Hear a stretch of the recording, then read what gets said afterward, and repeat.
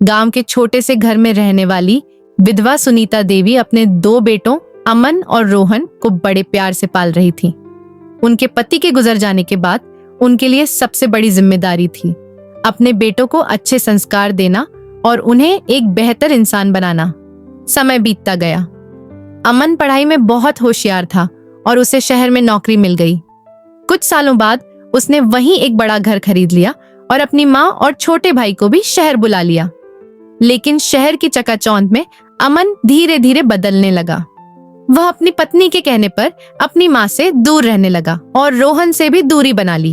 एक दिन जब सुनीता देवी बीमार पड़ी तो उन्होंने अमन को फोन किया, लेकिन वह किसी न किसी बहाने से टालता रहा। रोहन, जो अभी भी गांव में रहता था, तुरंत अपनी माँ के पास पहुंचा और उनका इलाज करवाने लगा।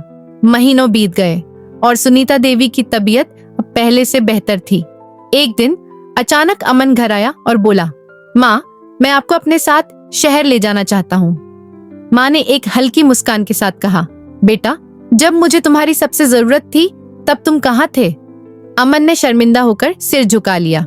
तभी रोहन ने माँ का हाथ पकड़कर कहा, माँ, आपका बेटा हमेशा आपके साथ है। माँ ने प्यार से दोनों बेटों को गले लगा लिया और कहा, रिश्ते खून से नहीं बल्कि साथ निभाने से बनते हैं। अमन की आंखों से आंसू बह निकले। उसने माँ से माफी मांगी और कसम खाई कि अब वह कभी उन्हें अकेला नहीं छोड़ेगा। उस दिन के बाद उनका परिवार पहले से भी ज्यादा मजबूत हो गया, क्योंकि अब वे सिर्फ एक छत के नीचे नहीं बल्कि दिल से भी एक साथ थे।